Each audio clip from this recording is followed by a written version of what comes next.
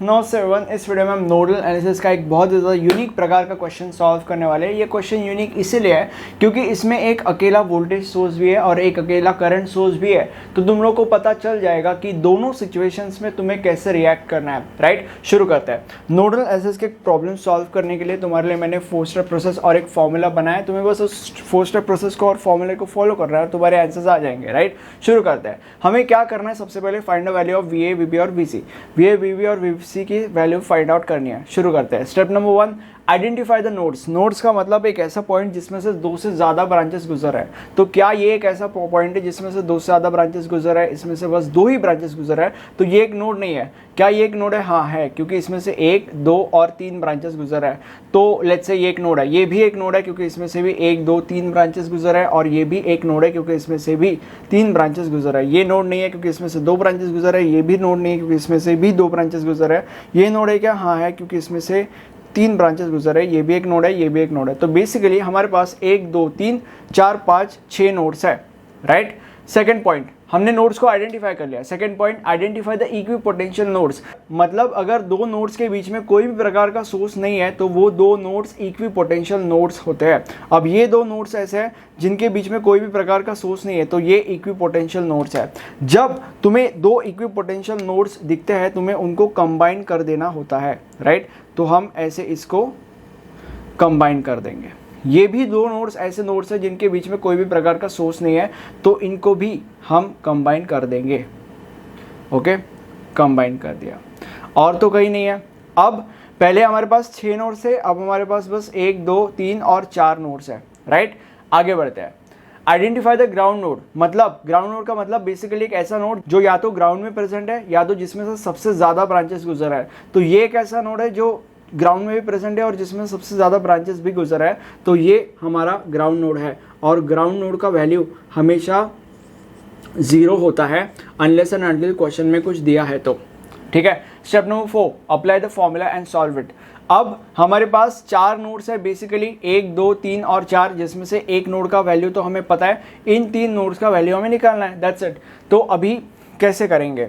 सबसे पहले जितने भी नोड्स है जिनका वैल्यू हमें नहीं पता, मतलब बेसिकली ये 3 नोड्स, तीनों नोड्स से करंट्स को हमें बाहर फेंकना है। मतलब यहाँ पे इसके ऊपर सबसे पहले जंप करते हैं तो हम करंट्स को बाहर फेंकना चालू कर देंगे इस नोड से। सो हम सबसे पहले I1 को बाहर फेंकेंगे, ये हमारा पहला करंट जिसको हम बाहर फेंक रहे हैं। ये हमारा दूसरा करंट I2 जिसको हम बाहर फेंक रहे हैं, और ये हमारा तीसरा करंट I3 जिसको हम बाहर फेंक रहे हैं। तीनों करंट्स को हमने बाहर फेंक दिया। अब I4, I5 and I6, I7, I8 and I9 खत्म। सो I4, I5, I6, I7, I8, I9। Right, अब हमने करंट्स को बाहर फेंक दिया। अब ये जो VA, VB और VC है, 3 नोड्स के लिए 3 अलग अलग इक्वेशंस आएंगे। हर नोड में हमें हर करंट के ऊपर वो वाला फॉर्मूला यूज करना है। सबसे पहले VA के ऊपर जंप करेंगे। सो अभी मैं यहाँ पे लिखूंगा अप्लाइंग KCL टू VA। अब यहाँ पे VA से हम 3 करंट्स को बाहर फेंक रहे हैं। सबसे पहले I1 के ऊपर जंप करेंगे। अब I1 एक ऐसा करंट है जिसमें से ये करंट, मतलब ये एम्पियर सोर्स जा रहा है।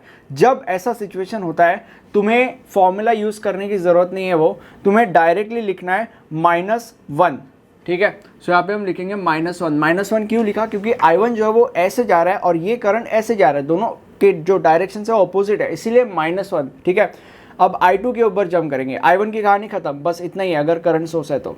अब I2 के ऊपर वो फॉर्मूला अप्लाई किया गया, तो क्या है वो फॉर्मूला? जहाँ से निकल रहा है माइनस, जहाँ पे जा रहा है प्लस माइनस वोल्टेज। अब I2 कहाँ से निकल रहा है? VA से निकल रहा है। सो VA माइनस जहाँ पे जा रहा है GN के पास जा रहा है, तो GN 0 ही है, लिखने की ज़रूरत नहीं है। प्लस माइनस वोल्टेज, रास्ते में कोई वोल्टेज है क्या? नहीं, वो भी लिखने की ज़रूरत नहीं है। अपॉन रेजिस्टेंस, रास्ते में कोई रेजिस्टेंस है तो 2, क्योंकि 2 रास्ते में रेजिस्टेंस है। ठीक है, प्लस अब I3 के ऊपर जंप करेंगे। जहाँ से निकल रहा है माइनस, जहाँ पे जा रहा है, तो I3 VA से निकल रहा है और VB के पास जा रहा है। सो VA minus VB plus minus voltage, उसके रास्ते में कोई भी प्रकार का वोल्टेज नहीं है तो लिखने की ज़रूरत नहीं है। अपॉन रेजिस्टेंस, रास्ते में रेजिस्टेंस क्या है? 5, तो यहाँ पे 5 लिख दिया जाएगा एंड इज इक्वल टू 0। बस तीनों करंट्स के ऊपर फॉर्मूला अगर अप्लाई किया तो यही आता है। अब हम क्या करेंगे, इसको सॉल्व करेंगे। सबसे पहले -1 उधर गया तो +1 आ जाएगा, and VA upon 2 plus VA minus VB upon 5 is equal to 1, ये आ गया। अब इसको सॉल्व करेंगे। इन दोनों के टेबल में ऐसा कौन सा नंबर है जो इन दोनों के टेबल में भी आता है और सबसे पहले आता है? तो 10 एक ऐसा नंबर है जो इन दोनों के टेबल में आता है और सबसे पहले आता है। सो इसीलिए यहाँ पे नीचे 10 लिखा जाएगा। अब 2 इंटू क्या is equal to 10, 2 into 5 is equal to 10, और इसलिए 5 के साथ इसको मल्टीप्लाई किया जाएगा।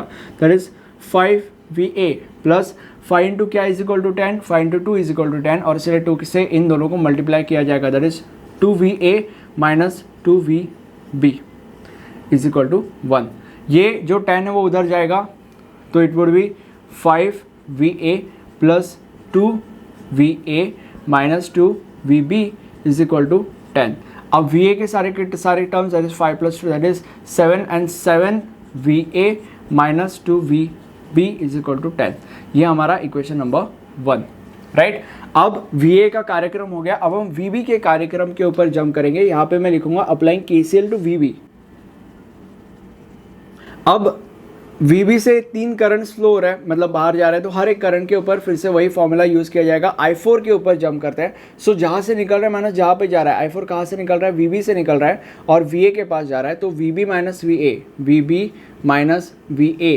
रास्ते में कोई वोल्टेज है क्या, नहीं, लिखने की जरूरत नहीं है। अपॉन रेजिस्टेंस, रेजिस्टेंस क्या है, रास्ते में 5 है तो इसलिए 5 लिखा जाएगा, प्लस I5 जहाँ से निकल रहा है माने जहाँ पे जा रहा है, VB से निकल रहा है, JN के पास जा रहा है, JN की वैल्यू 0 है इसलिए VB आएगा, और रास्ते में कोई वोल्टेज भी नहीं है, अपॉन, और इसलिए वोल्टेज नहीं लिखा जाएगा, और अपॉन रेजिस्टेंस, रास्ते में 20 रेजिस्टेंस है इसलिए 20, प्लस I6 के ऊपर जहाँ से निकल रहा है माने जहाँ पे जा रहा है, VB से निकल रहा है, VC के पास जा रहा है, सो VB माइनस VC अपॉन, रास्ते में कोई वोल्टेज है का नहीं इसलिए लिखने की जरूरत नहीं है, एंड अपॉन रेजिस्टेंस, रेजिस्टेंस 4 है रास्ते में इसलिए 4, and is equal to 0। Solve किया जाएगा।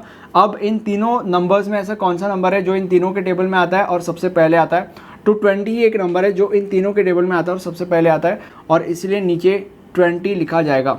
अब 5 इंटू क्या is equal to 20, 5 into 4 is equal to 20, और इसलिए 4 के साथ इन दोनों को मल्टीप्लाई किया जाएगा। That is 4VB minus 4VA plus 20 into क्या is equal to 20, 20 into 1 is equal to 20, और इसलिए 1 के साथ इसको मल्टीप्लाई किया जाएगा। That is VB plus 4 into क्या is equal to 20, 4 into 5 is equal to 20, इसलिए 5 के साथ इन दोनों को मल्टीप्लाई किया जाएगा। That is 5VB minus 5VC and is equal to 0। 20 उधर जाएगा तो 0 आएगा, और यहाँ पे सारे के सारे VA के terms that is minus 4VA and बस इतनी है। सो माइनस 4VA और VB के सारे terms that is 4 and plus 1 5 and plus 5 10, so plus 10 VB and VC के terms that is minus 5 VC is equal to 0, ठीक है। और ये हमारा इक्वेशन नंबर। अब यहाँ पे VA का कार्यक्रम हो गया, VB का कार्यक्रम हो गया, VC के ऊपर जंप करेंगे। VC एक ऐसा नोड है जो डायरेक्टली वोल्टेज सोर्स से जुड़ा हुआ है। जब एक नोड डायरेक्टली वोल्टेज सोर्स से जुड़ा हुआ होता है, तुम्हें ये सब कार्यक्रम उसके लिए नहीं करना पड़ेगा, ये सब फालतूगिरी उसके लिए नहीं करना पड़ेगा। तुम्हें डायरेक्टली लिखना है, since node VC is directly connected to voltage source, writing voltage equation for node VC।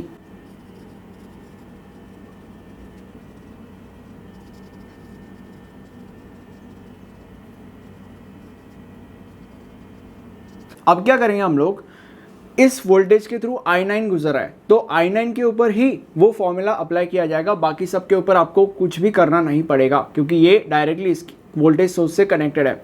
सो शुरू करते हैं। जहाँ से निकल रहा है माइनस जहाँ पे जा रहा है, I9 कहाँ से निकल रहा है, VC से निकल रहा है। सो VC माइनस जहाँ पे जा रहा है, JN के पास जा रहा है, तो JN 0 इसलिए लिखने की ज़रूरत नहीं है, प्लस माइनस वोल्टेज, ठीक है। तो यहाँ पे रास्ते में वोल्टेज है, और मैं यहाँ पे इसलिए लिखूँगा +5। +5 क्यों लिखा, क्योंकि ये छोटा डंडा मतलब माइनस होता है, बड़ा डंडा मतलब प्लस होता है। तो ये जो I9 है वो माइनस से होकर के प्लस से होकर के आगे गया, तो आखिर में प्लस से होकर के आगे गया था, इसलिए यहाँ पे मैंने प्लस लिखा, एंड इज इक्वल टू 0, क्योंकि अपॉन रेजिस्टेंस लिखने के लिए अपॉन रेजिस्टेंस रास्ते में है ही नहीं, इसलिए अपॉन रेजिस्टेंस भी नहीं लिखा। और इसीलिए अगर इसको सॉल्व किया जाएगा तो जो +5 है तो वो उधर जाएगा इज इक्वल टू के उधर, और वो हो जाएगा -5, और ये आ जाएगा हमारा इक्वेशन नंबर 3। अब substituting equation number 3 in equation number 2। अब अगर -5 VC के जगह पे पुट किया जाएगा, it would B -5 into -5, it would B 25, and 25 अगर इज इक्वल टू के उधर गया, इट वुड बी -25, एंड ये आ जाएगा इज इक्वल टू, मतलब बेसिकली इसके नीचे क्या आएगा, -4VA plus 10VB is equal to -25, और ये हो जाएगा हमारा इक्वेशन नंबर 4। अब यहाँ पे देखो VC की वैल्यू हमारी निकल चुकी है, VA और VB की वैल्यू हमें निकालनी है। 2 इक्वेशंस, 2 अननोन्स, कैल्सी में डालो, आंसर निकालो। तो हमारा कैल्सी है, मेनू में जाएंगे, उसके बाद इक्वेशन एंड फंक्शन, उसके बाद 1 and 2, क्योंकि 2 इक्वेशन 2 अननोन है। सो सबसे पहले इक्वेशन में 7VA है, और इसलिए 7, देन -2, देन 10, उसके बाद -4 एंड देन 10, एंड उसके बाद -25, राइट, एंड आंसर आते हैं 0.80 एंड -2.17। अब जो भी आपका आंसर आया था मैंने यहाँ पे लिख दिया है, और यही आपको निकालना था, और यही आपका फाइनल आंसर है। अब ये जो सब्जेक्ट तुम पढ़ रहे हो, ये पूरा का पूरा सब्जेक्ट मैंने इसी चैनल के ऊपर सिखा के रखा है, इस प्लेलिस्ट के अंदर। अगर आप ये सारे के सारे वीडियोस देखते हो और मेरे नोट्स से प्रैक्टिस करते हो, आपको एग्जाम में पूरे के पूरे मार्क्स मिलना तय है, क्योंकि नोट्स में मैंने मल्टीपल एग्जाम में आने वाले सॉल्व एग्जाम्पल्स लिखे हैं एकदम स्टेप बाय स्टेप। जिससे क्या होगा, जिससे आपकी प्रैक्टिस होगी, और प्रैक्टिस एक ऐसी चीज़ है जो तुम्हें एग्जाम में पूरे के पूरे मार्क्स दिला सकती है, राइट। इसीलिए अभी के अभी डिस्क्रिप्शन में जाओ और नोट्स परचेस करो। Thank you for this video, have a nice day, bye.